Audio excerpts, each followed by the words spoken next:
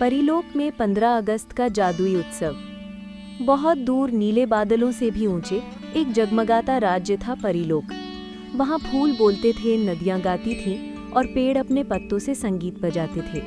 हर दिन वहां खुशियां होती, लेकिन साल का सबसे खास दिन होता था 15 अगस्त। हाँ, वही दिन जब धरती पर लोग स्वतंत्रता दिवस मनाते हैं।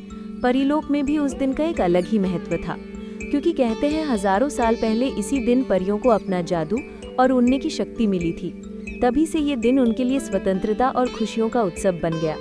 उस दिन सुबह सुबह आसमान में इंद्रधनुष खुल जाता।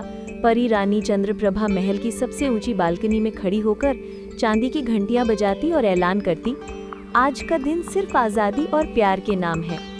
सैकड़ों परियां सोने चांदी के पंख पहनकर आकाश में नृत्य करती। नीचे फूलों के बगीचे में छोटे छोटे परीलोक के बच्चे तिरंगे रंग के फूल सजाते। परी गायक मंडली मधुर गीत गाती, जिनकी गूंज पूरे आकाश में फैल जाती।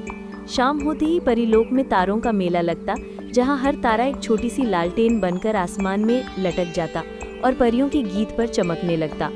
ये सिर्फ उत्सव नहीं था, बल्कि हर किसी को याद दिलाने का दिन था कि आज़ादी सिर्फ ताकत नहीं, बल्कि एक जिम्मेदारी है दूसरों की रक्षा करने की, चाहे वो धरती हो या परीलोक।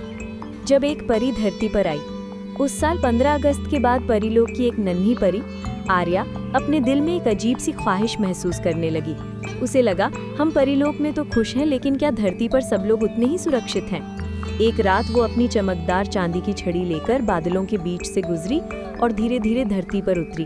वो एक छोटे से गांव में पहुंची, जहां चारों तरफ सूखे खेत और उदास चेहरे थे। गांव के लोग परेशान थे, क्योंकि कई दिनों से पास के जंगल से डाकू आते, फसलें लूटते और मवेशी चुरा ले जाते। आर्या ने गांव के बुजुर्ग से पूछा, आप लोग पुलिस या किसी की मदद क्यों नहीं लेते? बुजुर्ग ने आंसू भरी आंखों से कहा, बेटी, यहाँ से शहर बहुत दूर है और हम गरीब लोग हैं, हमारे पास कोई सहारा नहीं। ये सुनकर आर्या का दिल पिघल गया। उसने तय किया कि वो अब इनकी रक्षक बनेगी। अगले ही दिन जब डाकू गांव पर हमला करने आए, तो आसमान से तेज रोशनी गिरी। आर्या के पंख सुनहरी रोशनी में चमक रहे थे और उसकी छड़ी से निकली नीली किरणें डाकुओं के हथियारों को फूलों में बदल देती थीं। डाकू डरकर भाग गए और गांव में पहली बार मुस्कान लौट आई।